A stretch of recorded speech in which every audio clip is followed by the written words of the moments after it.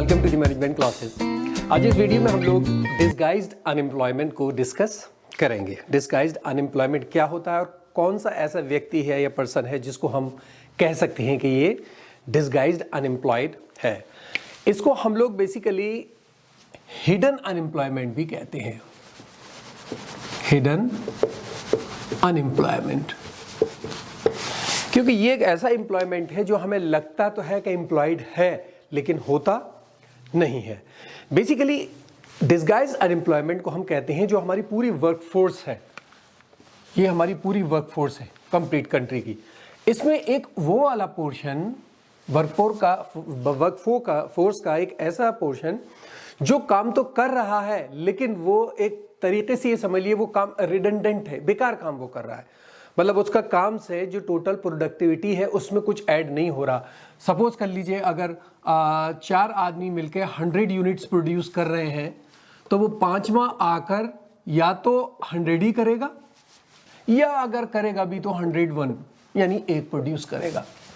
तो ये जो व्यक्ति है, ये पांचवा जो व्यक्ति यहाँ पर आकर लगा, एक और जो यहाँ ऐड किया है, ये बेसिकली डिसगाइज्ड अनएम्प्लॉयमेंट है। ठीक है। और ये जो हिडन एम्प्लॉयमेंट है इसका बेसिकली अगर आप देखिए तो आपकी एग्रीगेट आउटपुट पर कोई असर नहीं पड़ता। जैसे मैंने यहाँ दिखाया, आपकी एग्रीगेट आउटपुट पर इसका कोई असर नहीं पड़ेगा। एग्जाम्पल के तौर पे आप ले लीजिए, हम देखते हैं जो फैमिली बिजनेस होता है, स्मॉल फैमिली फर्म होती है। सपोज कर लीजिए एक पूरी फैमिली है, एक फर्म चला रही है, 10 लोग चला रहे हैं उसके अंदर, ठीक है, और 10 लोग सेम काम कर रहे हैं। उसमें से अगर 1-2 को आपने कम भी कर दिया, यानी इतना प्रोड्यूस हो रहा है पहले से, अगर आपने 1 को कम भी कर दिया तब भी उतना ही प्रोड्यूस होगा। ठीक है। तो ये जो फैमिली फर्म्स बेसिक ज्यादातर जो देखा गया है कि डिसगाइज्ड अनएम्प्लॉयमेंट ये फैमिली बिजनेसेस के अंदर होता है। और अगर आप थर्ड वर्ल्ड कंट्रीज को देखें, जो थर्ड वर्ल्ड कंट्रीज हैं, तो उनमें ये बहुत ज्यादा कॉमन है। क्यों? क्योंकि वो सारी डेवलपिंग है और लार्ज पॉपुलेशन उनके अंदर है। इस वजह से वहां देखा जाता है एक छोटा सा बिजनेस है, कोई खेती कर रहा है, इस खेत के अंदर सारे लोग वही काम कर रहे हैं। ठीक है। हालांकि उस खेत के अंदर जरूरत 4 आदमियों की है लेकिन 8 काम कर रहे हैं। तो जो 4 काम कर रहे हैं वो करें ना करें फर्क नहीं पड़ता, तो वो डिसगाइज्ड अनएम्प्लॉयमेंट है। और इसीलिए क्योंकि ये एम्प्लॉयमेंट एक्सेस में होता है तो इसको हम लोग लेबर सरप्लस भी कहते हैं। लेबर सरप्लस, इसको हम लोग लेबर सरप्लस भी कहते हैं। अब देखिए एक बात होती है कि हम कहें कि साहब क्या कैरेक्टरिस्टिक है, तो काफ़ी डिफिकल्ट होती हैं, क्योंकि आप 10 आदमी काम कर रहे हैं, आप किसी एक से कहिए तुम डिसगाइज, मैं तो नहीं आता, मैं तो काम कर रहा हूँ, 10 यही कहेंगे आपको। बहुत सारी अलग अलग चीज़ें हैं जो आप कोशिश करिए लेकिन वो काम नहीं कर पाती हैं। फिर भी यहाँ पर इकोनॉमिस्ट ने जो डिसगाइज अनएम्प्लॉयमेंट है उसको कुछ कैरेक्टरिस्टिक्स दी हैं, कुछ कैरेक्टराइज किया है कि इससे आप पहचान सकते हैं। जैसे एक तो पहले मैंने आपको बताया कि जो आपका स्मॉल फैमिली बिजनेस होता है जहां बहुत सारे लोग काम कर रहे होते हैं, वो सेल्फ एम्प्लॉयड बेसिकली होते हैं। जैसे हमारी इनफॉर्मल एग्रीकल्चर लेबर मार्केट है, इनफॉर्मल एग्रीकल्चरल लेबर मार्केट जो है उसके अंदर आपको बहुत ज्यादा डिसगाइज्ड अनएम्प्लॉयमेंट देखने को मिलेगा। दूसरी कैरेक्टरिस्टिक ये है इसकी कि ये आपकी प्रोडक्टिविटी, जो मार्जिनल प्रोडक्टिविटी होती है, वो मतलब नोटिसेबल लो होती है। 4 को करिए, अगर आप डिवाइड भी कर दीजिए, एवरेज भी लीजिए, 25 आ रहा है, इस 5th का 1 आएगा। अगर ये लें यहां तो 0 ही आएगा, इसको अगर आप लें तो यहां तो 0 ही आएगा, यहां 1 आएगा। तो इतनी कम होती है कि आदमी उसको नोटिस करता है, वो डिसगाइज्ड अनएम्प्लॉयमेंट होता है। ठीक है। और चीज़ एक ये याद रखिए कि ये जो हमारा डिसगाइज्ड अनएम्प्लॉयमेंट होता है ये हमारा सीजनल अनएम्प्लॉयमेंट नहीं होता। आप इससे उसको कंफ्यूज मत कीजिएगा, क्योंकि जो सीजनल होता है वो तो बेसिकली सीजन पर डिपेंड करता है ना, क्लाइमेट फैक्टर्स पर डिपेंड करता है। और वो ना, अगर आप उसको एक तरीके से देखें तो ना वो एम्प्लॉयड है ना वो अनएम्प्लॉयड है, क्योंकि अगर आप उसको अनएम्प्लॉयमेंट ले तो एक टाइम में वो काम कर रहा है, अगर आपको उसको एम्प्लॉयड ले ले तो एक टाइम में वो फ्री है, तो अलग है वो। अच्छा, ये भी देखिए कि अगर हमने इसकी कैरेक्टरिस्टिक्स देखी, जो जर्नल टर्म डिसगाइज्ड अनएम्प्लॉयमेंट की कैरेक्टरिस्टिक्स हैं। लेकिन अगर हम एक आदमी को कहें कि एक व्यक्ति है, क्या हम इसको डिसगाइज्ड अनएम्प्लॉयड कह सकते हैं, डिसगाइज्ड अनएम्प्लॉयड कह सकते हैं हम उसको? तो यहाँ कुछ इकोनॉमिस्ट ने कैरेक्टरिस्टिक्स दी हैं कि किसी व्यक्ति को अगर आपको देखना है कि वो डिसगाइज में है या नहीं है तो उसकी ये चीज़ें चेक कीजिए। यानी पहली बात तो ये कि वो आदमी अपनी फुल कैपेसिटी या फुल कैपेबिलिटी से काम नहीं कर रहा होगा।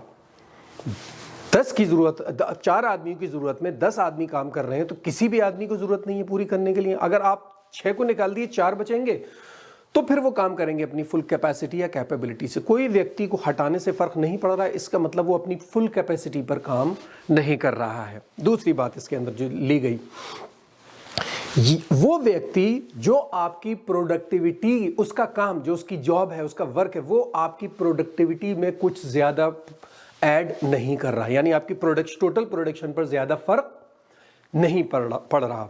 तीसरी बात, वो व्यक्ति जो अनएम्प्लॉयड तो है लेकिन काफी टाइम से अनएम्प्लॉयड भी है और कैपेबल भी है काम करने के, लेकिन काफी टाइम से जॉब वॉब नहीं देख रहा है, जो चल रहा है ऐसे ही चल रहा है, तो वो डिसगाइज्ड है, क्योंकि हम तो उसको लगा रहे हैं कि वो व्यक्ति है, कैपेबल है, काम कर सकता है। तो ये सारे जो व्यक्ति होते हैं, जो पीपल्स होते हैं, ये सारे अनएम्प्लॉयड में आते हैं। अब एक जॉब की अगर हम बात करें कि कौन सा पर्टिकुलर जॉब है जिसको हम डिसगाइज्ड अनएम्प्लॉयमेंट कहेंगे, कौन सा जॉब है जिसको हम डिसगाइज्ड अनएम्प्लॉयमेंट कहेंगे? पहला पार्ट टाइम एम्प्लॉय है। पार्ट टाइम एम्प्लॉय का मतलब यह है कि एक व्यक्ति है, एक आदमी है, उसके पास पूरी कैपेबिलिटी है, स्किल्स है, वो फुल टाइम जॉब कर सकता है, लेकिन जॉब ना मिलने की वजह से वो पार्ट टाइम काम कर रहा है। इसका मतलब वो व्यक्ति डिसगाइज्ड अनएम्प्लॉयमेंट में आएगा, क्योंकि वो अपनी कैपेसिटी को इस्तेमाल नहीं कर पा रहा। दूसरी बात, वो व्यक्ति जिसके अंदर जो उसकी कैपेबिलिटीज हैं वो ज्यादा हैं, लेकिन मार्केट की प्रॉब्लम की वजह से उसने, या अपनी किसी प्रॉब्लम की वजह से उसने कोई ऐसा जॉब एक्सेप्ट कर लिया जो कि उसकी कैपेबिलिटीज से कम है, उसकी लेवल ऑफ स्किल से कम है। यानी एक इंजीनियर है, अच्छा इंजीनियर है, लेकिन किसी वजह से साहब वो दूसरी जगह गया, जॉब नहीं मिली, मजबूरी में कुछ दिन के लिए उसने एज ए सुपरवाइजर जॉब कर लिया, डिसगाइज्ड हो जाएगा वो। ठीक है। तीसरी चीज, कोई व्यक्ति है, इलनेस है, बीमार है या डिसेबिलिटी है, ठीक है, वो डिसेबल है या बीमार है, हमने उसको उठाकर कंप्लीट छुट्टी देके छोड़ दिया, भाई इतने दिन के लिए गए आप काम नहीं कर पाएंगे। लेकिन हो सकता है उसकी कैपेबिलिटीज इतनी हो कि वो, अब कुछ लोगों की टांगे नहीं होती काम करते हैं, कुछ लोगों के हाथ नहीं होते काम करते हैं, कुछ लोगों की आंखें नहीं होती है काम करते हैं। तो ये जो डिसेबिलिटी होती है बेसिकली, ये आपको ये नहीं कहती कि आदमी पूरी तरह से बेकार है, नहीं, वो कुछ काम कर सकते हैं, जो वो सर्टेन टास्क परफॉर्म कर सकते हैं, अगर वो हम नहीं करवा रहे इस वजह से, तो वो डिसगाइज्ड में आ जाते हैं। ठीक है।